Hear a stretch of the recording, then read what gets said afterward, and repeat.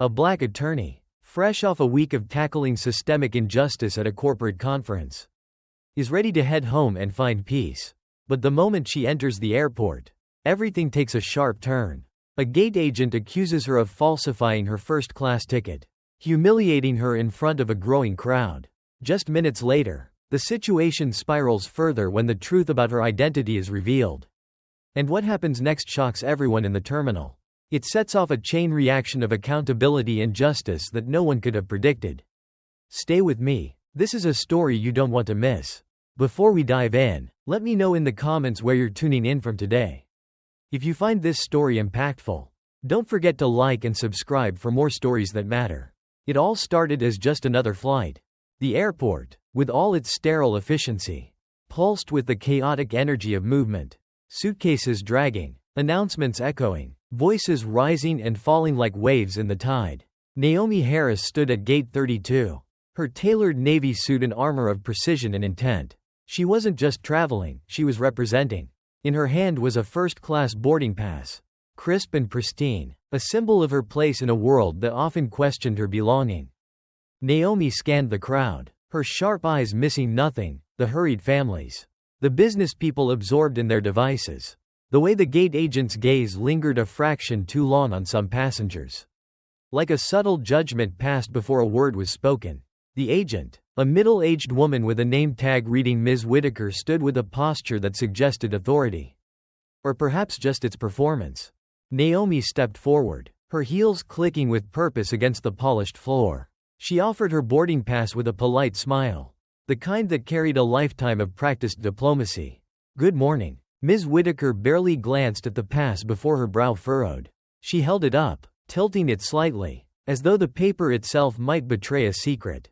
"This doesn't look right," Whitaker said, her voice sharp enough to draw the attention of nearby passengers. Naomi's smile didn't waver, but a flicker of irritation passed through her. "It's valid," she said, her tone even. "If you check your system, you'll see my reservation." Whitaker didn't move to check anything. Instead, she crossed her arms, her eyes narrowing. "We get a lot of these. You know, people trying to sneak into first class when they don't belong." The words landed like a slap. Though Naomi didn't flinch, years of courtroom battles had trained her to keep her composure, to let silence do the work of exposing bias before she spoke. Around her, passengers began to murmur, their whispers a low hum of judgment and curiosity. "Call security if you must," Naomi said, her voice calm but carrying an edge now. "But I'd appreciate it if you extended me the same courtesy you've shown the other passengers." Whitaker's lips curled into a thin, smug smile. "I'm just doing my job," she said, her tone dripping with condescension. "Please step aside." Naomi stepped out of the line, the weight of the state settling heavily on her shoulders. She adjusted her bag, her movements deliberate, refusing to shrink under the scrutiny. From the corner of her eye, she watched Whitaker wave through the next passenger, a white man in a rumpled suit. Without so much as a second glance, her fingers tightened around the handle of her bag. It wasn't the first time she'd been made to feel out of place. And she knew it wouldn't be the last. But today, the sting was sharper. She wasn't just Naomi Harris, attorney and advocate, she was Naomi Harris. Out of place. The murmurs around her grew louder as two security officers approached, their uniforms a stark contrast against the sea of travelers. The taller one, Officer Reynolds, stopped in front of her, his expression neutral but assessing. "What's the issue here?" he asked, his voice calm but firm. "This passenger is attempting to board with a suspicious ticket," Whitaker said, the authority in her voice exaggerated. Naomi stepped forward, her movements measured. She met Reynolds's gaze directly. "Here's my ID and proof of purchase," she said, handing over the documents she'd retrieved from her bag. Her voice was steady, but her heart beat faster, a familiar rhythm she'd learned to ignore. Reynolds examined the documents, his brow furrowing slightly. After a moment, he handed them back. "Everything seems to check out," he said, his voice quieter now. Whitaker's face hardened. "Well, it's still suspicious," she said, her voice rising slightly. "How often do we see someone like her in first class?" The words hung in the air, heavy with unspoken meaning. Naomi's stomach clenched, but her expression remained neutral. She had faced prejudice wrapped in subtler language. But this was something rawer, bolder. She didn't need to respond. The silence that followed was response enough.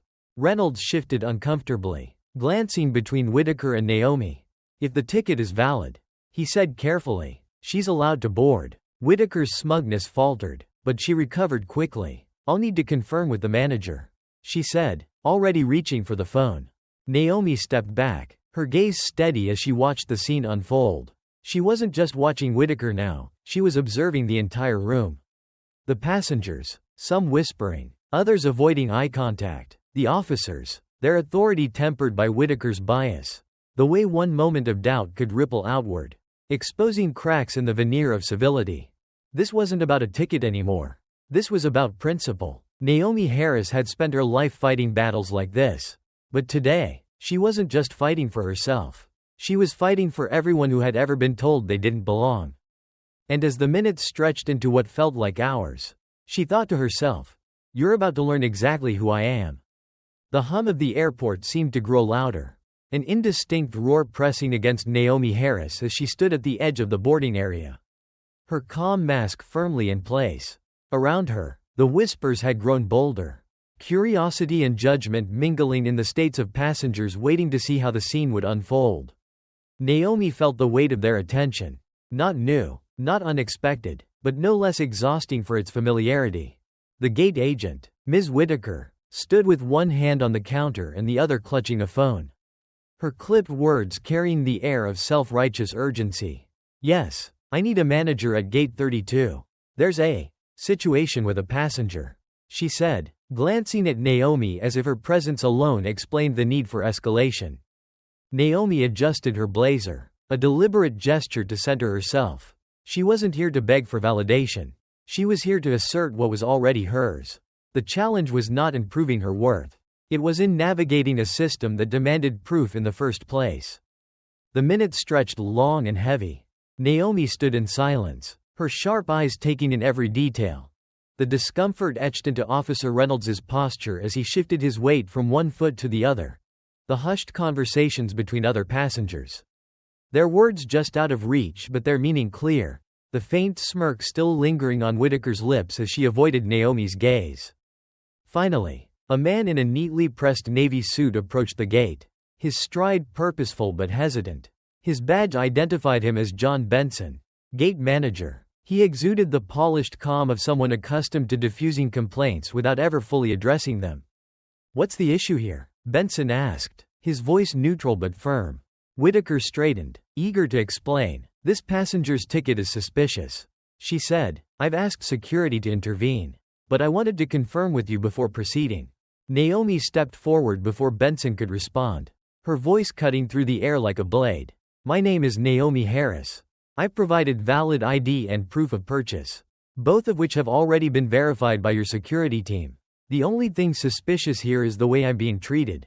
Benson blinked, caught off guard by her directness.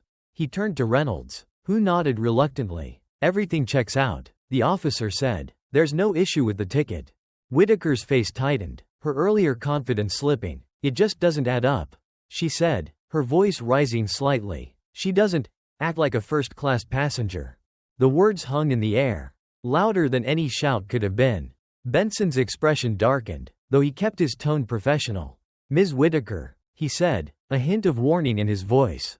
"That's enough." Naomi could feel the shift in the room, the way the energy had turned from passive curiosity to something sharper. The whispers grew quieter, replaced by the weight of unspoken truths rising to the surface. She locked eyes with Whitaker, her gaze steady, her voice calm but unyielding. "You're right," Naomi said, her tone cutting through the silence. "I don't act like a first-class passenger. Because for people like me, acting isn't enough. We have to prove we belong. And even then, it's never enough." Benson cleared his throat, his discomfort plain. "Ms. Harris, I apologize for the inconvenience," he said quickly. "Please allow me to personally escort you onto the plane." Naomi held her ground. "Not yet," she said. "This isn't just an inconvenience. It's a problem." The tension in the room grew thicker, pressing against everyone present. Passengers shifted uncomfortably in their seats, their earlier fascination replaced by a sense of unease. Even Benson seemed uncertain, his polished demeanor faltering under Naomi's steady gaze. "This isn't about a ticket," Naomi continued, her voice steady but filled with quiet power. This is about assumptions. It's about who you think deserves to sit in first class and who doesn't. And it's about how those assumptions affect the way you treat people. Whitaker opened her mouth to respond, but Naomi raised a hand, silencing her. You didn't question that man, she said, nodding toward the white businessman who had boarded earlier without incident. You didn't ask for his ID or call security. You looked at me and decided I didn't belong. That's not professionalism. That's biased. Whitaker's face flushed, but she said nothing. Benson cleared his throat again, clearly eager to diffuse the situation. Ms. Harris, I assure you this matter will be addressed, he said. Let me personally see to it that you're comfortable on your flight. Naomi studied him for a moment, her silence deliberate. Finally, she nodded. I'll board the plane, she said, but this isn't over. As Naomi stepped onto the jet bridge, the cool air inside the plane washed over her, a stark contrast to the heat of the confrontation she'd just endured. The flight attendants greeted her with polite smiles, their professionalism masking the curiosity flickering behind their eyes. Naomi nodded in return, her movements calm and measured. She placed her bag in the overhead compartment and settled into her seat, the plush leather a reminder of the space she had fought to claim. Across the aisle, a passenger, a man who had watched the scene unfold, offered her a tentative smile. You handled that well, he said quietly. Better than I would have. Naomi met his gaze, her tone warm but firm. Thank you, she said, but it shouldn't have to be handled at all. The plane's engines hummed softly, a sound Naomi usually found comforting. But today, it felt different, less like movement and more like a reminder of the distance that still remained. The unspoken barriers she knew she would face again. As the plane began to taxi, Naomi leaned back in her seat, her mind already turning to what came next. This wasn't just about a gate agent's bias or a moment of humiliation. It was about something larger, something systemic, and Naomi Harris wasn't the kind of person to let that go unchallenged. The plane ascended into the sky, leaving behind the familiar sprawl of the airport. For most passengers, it was a moment of relief, a transition from the chaos of the terminal to the relative calm of cruising altitude. But for Naomi Harris, the air in the first-class cabin felt heavier than usual. The plush leather seat, designed for comfort, seemed to amplify her discomfort. She adjusted the lapel of her blazer, her mind replaying the scene at gate 32. Across the aisle, a flight attendant appeared, her professional smile faintly strained as she addressed Naomi. Ms. Harris, is there anything I can get you before we begin our service? Naomi glanced up, her expression unreadable. A glass of water, please, she said, her voice calm. The attendant nodded and hurried away, leaving Naomi to her thoughts. The man seated across from her, a middle-aged businessman in a rumpled shirt, leaned forward slightly, his voice low. That was something back there, he said. At the gate, Naomi turned to him, her sharp eyes studying his face. Something, she repeated, her tone measured. That's one way to describe it. The man hesitated, then offered a sheepish smile. What I mean is, you handled it with a lot of grace. More than I think I could have. Naomi tilted her head, her expression softening slightly. Thank you, she said, but it wasn't about grace. It was about necessity. The first crack in the cabin's veneer of civility came during the meal service. The same flight attendant returned, her movements brisk as she set a tray in front of Naomi. The man across the aisle received his tray moments later, accompanied by a warm smile and an extra roll. Naomi noticed the discrepancy but said nothing. She had long since learned that battles were not always worth fighting, that some indignities were best filed away for later reflection. Instead, she unfolded her napkin and began to eat, the hum of the engines filling the silence. But the man across the aisle noticed too. He glanced at Naomi's tray, then at his own, his brow furrowing. Excuse me, he said, gesturing to the flight attendant. I think you missed something on her tray. The attendant blinked, caught off guard. Oh, she said quickly, her face flushing slightly. I'll be right back. Naomi's gaze shifted to the man, her expression unreadable. You didn't have to do that, she said quietly. He shrugged. Maybe not, but it felt like the right thing to do. Naomi nodded, her tone neutral. Sometimes, doing the right thing isn't about feeling. It's about choosing. The second crack came as the turbulence began. The plane shuddered lightly, then more violently, As it passed through a patch of unstable air, Naomi tightened her grip on the armrest. Her composure steady despite the discomfort. The flight attendant returned, her voice tense as she instructed passengers to fasten their seatbelts. Naomi caught the way the attendant's gaze lingered on her, the faintest flicker of doubt passing through her eyes. It was the same doubt Naomi had seen countless times before. A question left unspoken. "What are you doing here?" The turbulence eased, and Naomi exhaled slowly, her body relaxing into the seat. Across the aisle, the businessman leaned forward again, his voice low. "You know," he said, "I think some people just don't know how to handle someone like you." Naomi turned to him, her expression sharp but curious. "Someone like me?" she repeated. He hesitated, then nodded. "Someone who doesn't fit their idea of what belongs. Someone who challenges their assumptions just by existing." Naomi considered his words, her gaze distant. "The trouble," she said finally, "is that their assumptions don't just affect me. They affect the entire system. And until that changes, the weight of proving myself will always fall on my shoulders." The final crack came as the plane began its descent. The flight attendant returned once more, her demeanor tentative as she addressed Naomi directly. "Ms. Harris," she said, her voice quiet, "I wanted to apologize for any discomfort you may have experienced earlier. At the gate, I mean." Naomi studied her, the faint lines around her eyes deepening as she considered her response. "I appreciate the sentiment," she said, "but apologies mean little without action. What are you going to do to make sure it doesn't happen again?" The attendant blinked, clearly unprepared for the question. I'll make a note of it," she stammered. "I'll report it to my supervisor." Naomi nodded, her tone even. "Do that, and make sure it's not just a note. Make it a conversation." As the plane touched down and taxied to the gate, Naomi felt a quiet resolve settle over her. The events of the day were not new, nor were they extraordinary, but they were a reminder. A stark illustration of the distance still to be traveled, the work still to be done. The businessman across the aisle offered her a faint smile as they prepared to disembark. "You've got more patience than I do," he said. Naomi returned his smile, her voice soft but firm. "Patience is just another word for endurance," she said, "and endurance is what keeps us moving forward." As she stepped off the plane and into the terminal, the hum of the airport greeted her like an old adversary. Naomi adjusted her blazer and straightened her shoulders. The fight wasn't over. It never truly was, but she was ready for whatever came next. The airport terminal loomed large with its sterile lighting and echoing announcements. A labyrinth of humanity where every interaction seemed rehearsed, calculated, and transactional. Naomi Harris walked with her carry-on in tow, her heels clicking a steady rhythm against the polished floor. She had just disembarked, leaving behind the quiet turbulence of first class. But the tension clung to her like a second skin. This was supposed to be the calm after the storm, the part where the world returned to its neutral hum, where she could simply exist without defending her right to do so.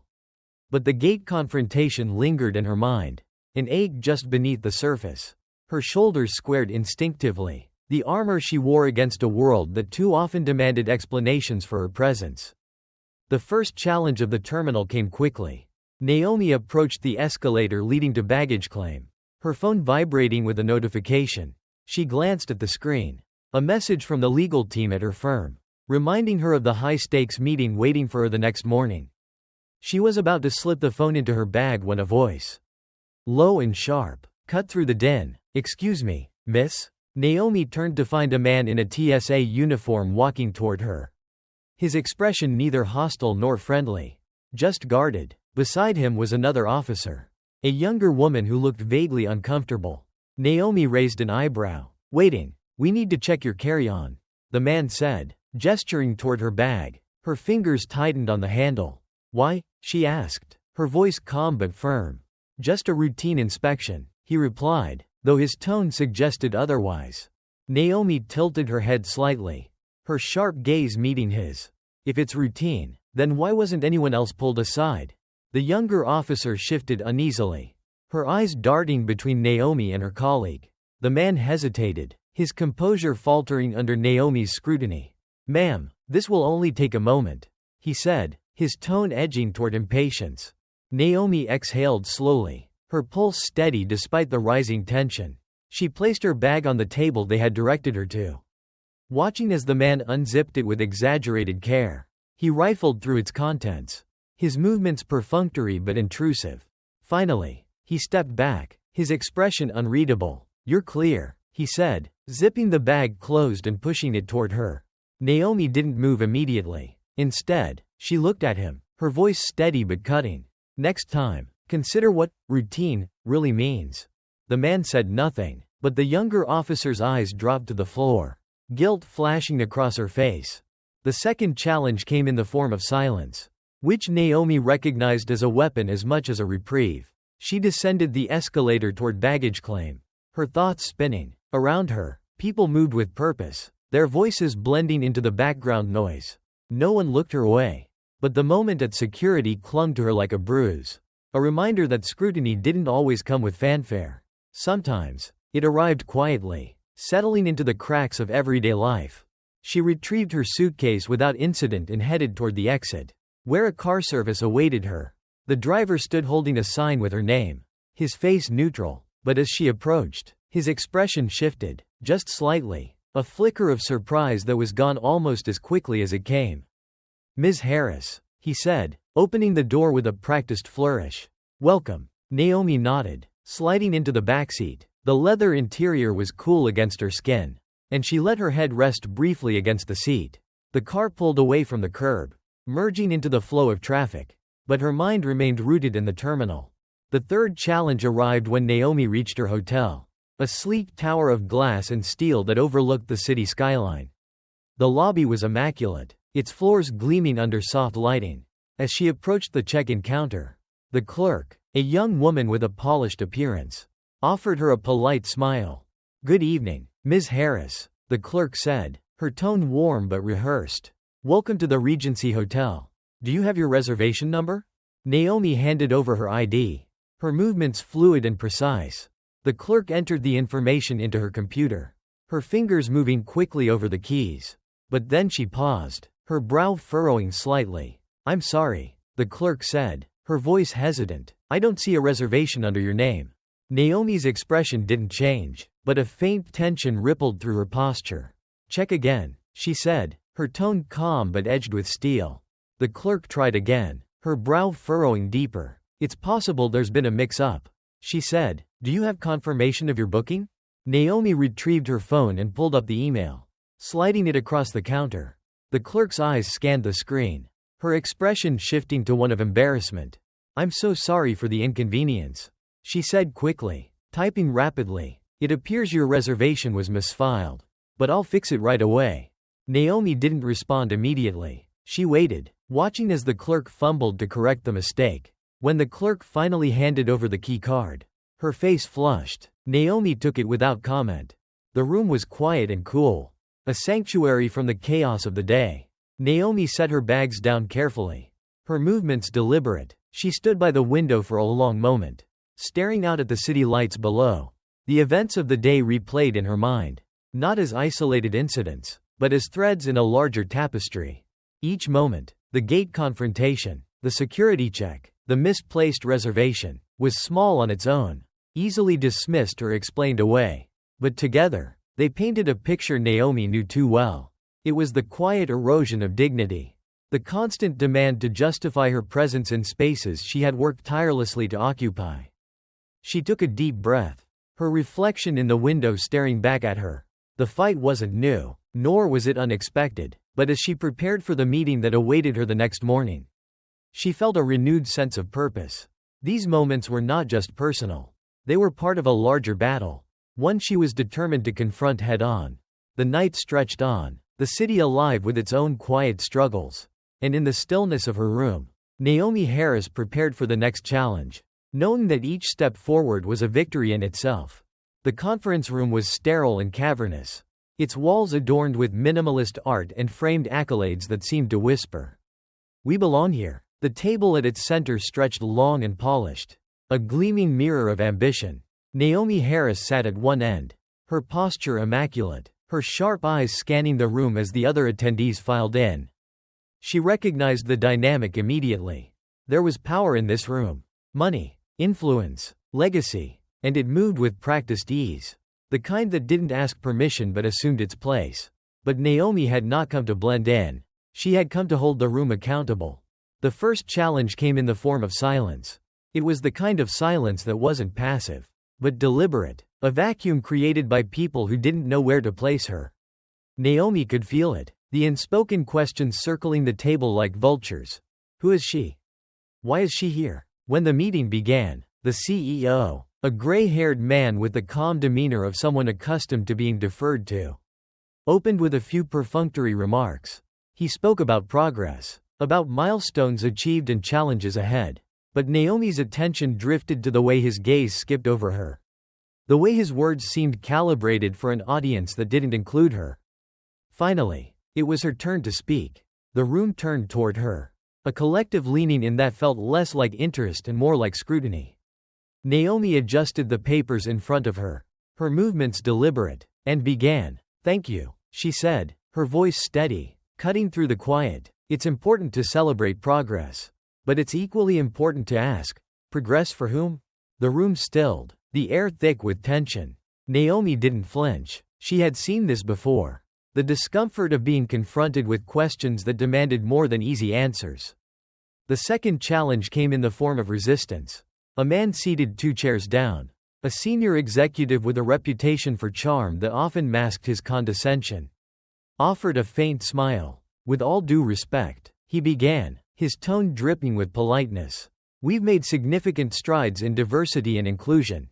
Just last quarter, we increased minority representation in our leadership team by 10%. Naomi turned her gaze toward him, her expression unyielding. "Representation is a start," she said, her tone firm but measured. "But inclusion isn't about numbers. It's about culture. It's about making sure that once people are at the table, their voices aren't just heard but valued." The man's smile faltered, and Naomi pressed on. "The real question isn't how many people you've brought into the room. It's what you've done to make sure they want to stay." The third challenge was subtler, but no less insidious. As the discussion continued, Naomi noticed the way certain voices carried more weight than others. When she spoke, there was always a pause, a hesitation before the room decided whether her words were worth engaging. When others, mostly men, spoke, their ideas were picked up and carried forward without question. It was a pattern she had encountered many times before, the quiet undermining, the invisible barriers that turned every contribution into a battle. But Naomi didn't let it deter her. She had learned long ago that perseverance was its own kind of power. When the conversation shifted to the company's hiring practices, Naomi leaned forward, her hands resting lightly on the table. "What's your retention rate for employees of color?" she asked, her voice calm but direct. The room hesitated. The CEO cleared his throat, glancing toward the HR director, a middle-aged woman who looked momentarily flustered. "We don't have those numbers readily available," the HR director said, her tone apologetic, "but I can assure you." "Don't assure me," Naomi interrupted, her gaze steady. "Show me. If you're not tracking retention, you're not addressing the problem. And if you're not addressing the problem, then every conversation about diversity is just window dressing." The final challenge came after the meeting, in the form of an encounter that was both expected and disappointing. As Naomi gathered her materials, the senior executive, the man who had touted the company's diversity numbers earlier, approached her, his smile reappearing like a reflex. "You made some good points in there," he said, his tone casual, "but you might find people more receptive if you soften your approach a bit." Naomi paused, her papers held neatly in her hands. She turned to face him fully, her expression calm but unwavering. "Softening the truth doesn't make it any less true," she said, "and if people aren't receptive, maybe the problem isn't my delivery. Maybe it's their willingness to listen." The man opened his mouth as if to respond, but Naomi didn't give him the chance. She walked past him, her heels clicking sharply against the polished floor, the sound echoing in the now empty room. Later, as Naomi returned to her hotel, the weight of the day settled over her. It wasn't the kind of weight that came from defeat, but the kind that came from knowing the road ahead would be long. She sat by the window, the city lights casting faint shadows across her face, and reflected on the subtle ways the system resisted change. The meeting had been a victory in its own way. She had spoken, and she had been heard. But the challenges she faced weren't hers alone. They were part of a larger struggle. A fight for a world where no one had to prove their worth simply to belong. As Naomi prepared for the next day, she felt the familiar resolve return. The work wasn't done, but that was the point. The fight for justice was never about finding an end. It was about moving forward, one step at a time. The morning dawned quiet but heavy. The kind of weight that doesn't press from above but seems to rise from within. An old and familiar burden. Naomi Harris sat at the desk in her hotel room, her laptop open to a spreadsheet that charted numbers in rows and columns. Percentages, growth rates, and attrition data. To most, it would have looked like a simple snapshot of a company's performance. But Naomi saw the story beneath it. A story written in the gaps and silences. She had requested the data during yesterday's meeting, asking for the truth the numbers could reveal. What she received was as damning as she had expected. The hiring numbers for employees of color looked promising at first glance. Bright, upward trajectories that executives could tout as progress. But the retention rates told a different story. One of promises unkept and foundations left to rot. The first challenge of the day arrived before she even left her room. A knock at the door pulled her from her thoughts. And when she opened it, a young hotel employee stood there, a tray of coffee and pastries in his hands. "Compliments of the management," he said, his smile practiced but faltering slightly when he met her gaze. Naomi accepted the tray with a polite nod, her sharp eyes catching the hesitation in his expression. As he turned to leave, she noticed the way he glanced over his shoulder, as though ensuring she belonged in the suite. It was a small thing, a moment that could have passed unnoticed. But Naomi noticed. She always did. The second challenge came at the entrance to the conference center. Naomi had arrived early, as she often did, preferring the quiet moments before the day's chaos began. She was greeted by a security guard, a tall man with a broad frame who stood near the entrance, his posture stiff with authority. "Good morning, ma'am," he said, his tone neutral. "Can I see your credentials?" Naomi reached into her bag and handed him the badge she had been issued the day before. He examined it closely, his eyes flicking between the badge and her face, as though looking for inconsistencies. "Are you here for the diversity panel?" he asked. Handing the badge back, Naomi's lips curved into a faint smile, one that didn't reach her eyes. "No," she said, "I'm here to lead the meeting on corporate accountability." The guard blinked, his expression faltering. "Of course," he said quickly. "Have a good day." Naomi walked past him without another word, her shoulders square, her movements deliberate. The encounter was brief, almost forgettable, but it stayed with her, the question lingering like smoke. What did he expect me to say? The third challenge unfolded in the boardroom, where the day's discussions began with the same polished professionalism Naomi had come to expect. The executives spoke in calm, measured tones, their words carefully chosen to avoid controversy. But Naomi's presence seemed to shift the room's energy. A quiet disruption that everyone felt but no one addressed. When the conversation turned to employee satisfaction surveys, Naomi saw her opening. She leaned forward, her voice cutting through the room's careful neutrality. "Let's talk about the attrition rates for employees of color," she said. "The numbers you shared this morning show that while hiring rates have increased, retention remains stagnant. Why is that?" The room stilled. The HR director, seated 2 chairs down, cleared her throat. "We're aware of the issue," she said carefully, "and we're working on strategies to improve our retention efforts." Naomi's gaze didn't waver. "What strategies, specifically?" The HR director hesitated, glancing at the CEO, who remained silent. "Finally," she said, "we're looking into mentorship programs and networking opportunities. We believe those will help employees feel more supported." Naomi nodded slowly, her tone sharp but calm. "Mentorship is important," she said, "but it's not enough. People don't leave companies because they lack networking opportunities. They leave because they don't feel valued, because they're overlooked for promotions, because they face microaggressions that go unaddressed." The CEO finally spoke, his voice measured. "Ms. Harris, we appreciate your perspective, but change takes time." Naomi met his gaze, her voice steady. "Time isn't the issue. Accountability is." The fourth challenge came during the lunch break. Naomi had stepped outside for some fresh air, the weight of the morning's discussions pressing against her. As she stood near the edge of the courtyard, her phone buzzed with a message from her assistant. "Call me when you have a moment. There's a situation back at the office." She dialed quickly, her tone brisk. "What's going on?" Her assistant hesitated. "One of the junior associates came to me this morning. She said she overheard a partner make a comment about your aggressive tone during last week's meeting." Naomi exhaled slowly, her jaw tightening. "And what's being done about it?" "I'm handling it," her assistant said quickly. "But I thought you should know." Naomi thanked her and ended the call, her mind racing. It was another reminder of the double standard she had spent her career navigating. Where others were assertive, she was aggressive. Where others were direct, she was intimidating. It wasn't just a comment. It was a weapon, one wielded to undermine her authority. The day ended with another meeting. This one focused on drafting a new framework for the company's diversity initiatives. Naomi sat at the table, her presence a sharp counterpoint to the polished optimism of the executives around her. As the discussion unfolded, she spoke with precision, her words cutting through the platitudes like a scalpel. When the meeting adjourned, the CEO approached her, his expression carefully neutral. "You've made your point clear," he said, "and I want you to know we're committed to making real changes." Naomi studied him for a moment, her gaze unyielding. "Commitment isn't about words," she said, "it's about action, and action starts with acknowledging the full scope of the problem." He nodded, his expression unreadable. "We'll follow up." Naomi left the room feeling neither victorious nor defeated, but resolute. The challenges of the day had been expected, even familiar, but they had also revealed cracks in the foundation.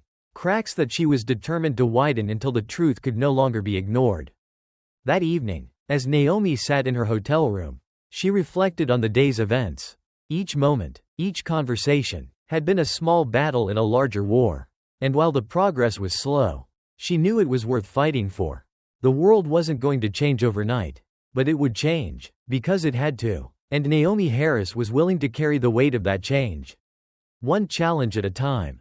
The conference's third day began with a heavy fog outside and a subtle tension in the air inside the boardroom. Naomi Harris sat quietly, her hands folded on the polished table as she studied the faces around her. The previous day's discussions had stirred the room, shifting the air in imperceptible but meaningful ways. The veneer of politeness remained, but Naomi sensed the discomfort behind it, like a current running just beneath the surface. She was used to this. Change always started with unease. The day's agenda focused on a newly proposed equity initiative, a document drafted in response to the very critiques Naomi had raised. It was, on the surface, a step forward, actionable goals, measurable outcomes, the kind of language designed to suggest progress. But as Naomi read through the fine print, her sharp eye caught the omissions, subtle but deliberate, the kinds of gaps that would render the plan toothless. The first challenge of the day came as the CEO introduced the initiative with all the flourish of a man accustomed to applause. He spoke about the company's commitment to diversity, about the importance of creating an inclusive culture. His words were smooth, carefully rehearsed, the kind of performance designed to satisfy without unsettling. But Naomi wasn't here to be satisfied. When he finished, she leaned forward, her voice cutting through the room like a blade. "It's a compelling presentation," she said, her tone calm but firm. "But I have a question. Where's the accountability?" The CEO blinked, his polished facade faltering for a moment. "Accountability?" he echoed. "Yes," Naomi said. "This initiative outlines goals, but it doesn't specify who's responsible for achieving them. Who's holding leadership accountable when these benchmarks aren't met?"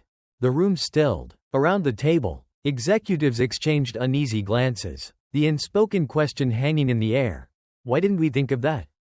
The second challenge came during the breakout session that followed. Naomi found herself paired with three senior executives, each of whom had spent decades navigating a world that rarely questioned their authority. They spoke about buy-in and culture shifts, their language full of abstractions that danced around the core issues. At one point, one of the executives, a man with silver hair and an easy smile, turned to Naomi and said, "It's clear you're passionate about this. But don't you think progress is already being made?" Naomi met his gaze, her expression calm but unyielding. "Progress isn't a feeling," she said, "it's a measurable outcome, and the outcomes I'm seeing suggest we have a long way to go." The man hesitated, his smile faltering. "But things are better than they used to be, right?" Naomi's lips curved into a faint, humorless smile. Better doesn't mean equality. It just means the bar was set low to begin with. The third challenge arrived during lunch. A quieter moment that carried its own kind of weight. Naomi sat at a table with a group of junior employees. Their voices hushed as they spoke about their experiences within the company. They described microaggressions dismissed as misunderstandings, opportunities that always seemed to go to someone else, feedback that was polite but empty. One woman, her voice trembling slightly, said, "It feels like we're being invited into the room but not into the conversation." Naomi listened intently, her sharp eyes softening as she took in their words. "You're not wrong," she said, "but remember this. Your voice matters. Whether they want to hear it or not. And when you speak, you're not just speaking for yourself. You're opening a door for the people who come after you." The group nodded, their expressions a mixture of gratitude and resolve. Naomi knew the weight they carried. She had carried it herself for years. The final challenge of the day came in the form of an unexpected confrontation. As the conference drew to a close, one of the senior executives approached Naomi in the hallway. His expression tight. "Ms. Harris," he said, his voice low but tense, "I think you've been too critical in these discussions. You're alienating people who might otherwise support your efforts." Naomi stopped, turning to face him fully.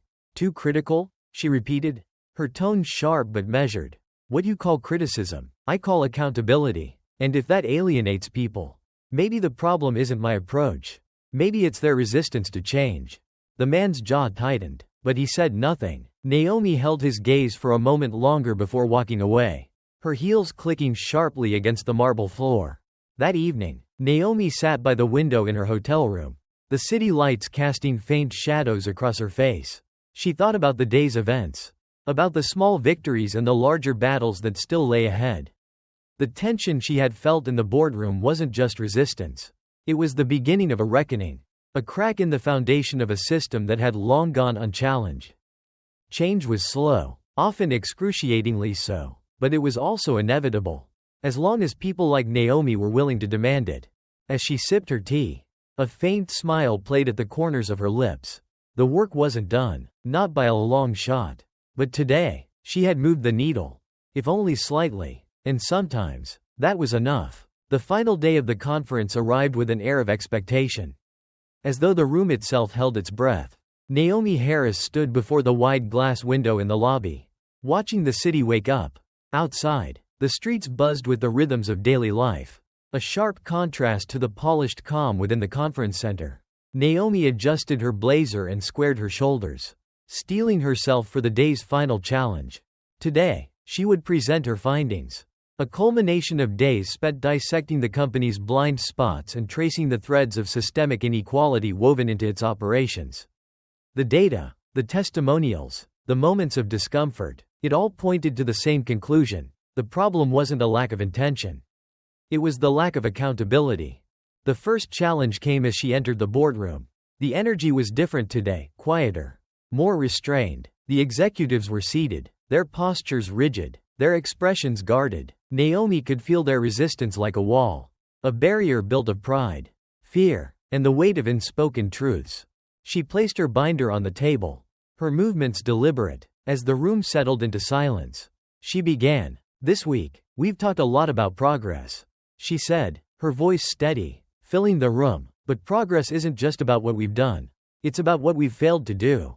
She clicked to the first slide in her presentation, a graph showing retention rates for employees of color. The decline was stark, a downward slope that silenced even the most skeptical faces in the room. "These numbers tell a story," Naomi continued, "a story of promises made but not kept, a story of opportunity offered but not sustained. And it's not just a story about employees leaving. It's a story about why they leave."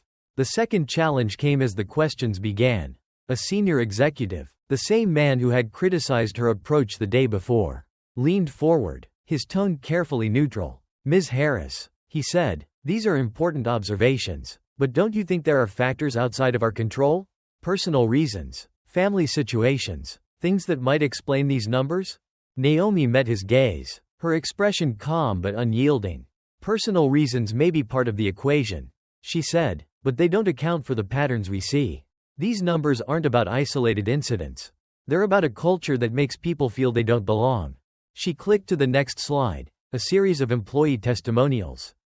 Anonymized but no less powerful. Each one was a thread in the fabric of the problem. A voice that refused to be silenced. I spoke to your employees, Naomi said, her voice sharper now. They're not leaving because of personal reasons. They're leaving because of microaggressions. Because of overlooked contributions. Because of leadership that talks about inclusion but doesn't practice it. The third challenge came when Naomi reached the solutions. This was the part that always met the most resistance. It wasn't enough to identify the problem. She had to demand action. And action meant change, which meant discomfort. Here's what needs to happen, Naomi said, her tone firm. First, leadership must be held accountable for diversity and inclusion outcomes. That means tying executive bonuses to measurable progress. Second, we need mandatory training, not just for entry-level employees, but for everyone, from the boardroom to the break room. Finally, we need transparency. Every employee should know what steps are being taken and how we're measuring success. The room was silent, the weight of her words pressed against the air, daring anyone to challenge her. But Naomi could see the discomfort in their faces, the way they shifted in their seats, their pride clashing with the truth laid bare before them. The final challenge came as the meeting drew to a close. The CEO, who had remained quiet for much of the presentation, finally spoke. His voice was measured, his tone cautious. Ms. Harris, he said, you've given us a lot to think about. These recommendations are bold, and implementing them will require significant effort. Naomi nodded, her expression calm. Change always does, she said, but the question isn't whether it's hard.